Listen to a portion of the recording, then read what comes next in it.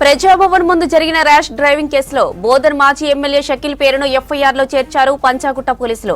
ఈ కేసులో ప్రధాన నిందితుడు సాహిల్ దుబాయ్ పారిపోయేందుకు షకీల్ సాయం చేశారని పోలీసులు కేసు పెట్టారు. మొత్తం 10 మంది సాయం చేసినట్లుగా పోలీసులు గుర్తించారు. ఈ కేసులో 2 ఇప్పటికే పంచాగుట్ట పోలీసులు అరెస్ట్ చేశారు. మరో 3 పారిపోయినట్లుగా గుర్తించారు. ఇప్పటికే సాహిల్ పై లుకౌట్ నోటీస్ ఇచ్చారు అధికారులు. దుబాయ్లో ఉన్న సాహిల్ ను రప్పించేందుకు ప్రయత్నాలు చేస్తున్నారు పోలీసులు. ప్రజాభవన్ ముందు జరిగిన ర్యాష్ డ్రైవింగ్ కేసులో బోధన్ మాజీ ఎమ్మెల్యే షకీల్ పేరును ఎఫ్ఐఆర్లో చేర్చారు పంచాగుట్ట పోలీసులు.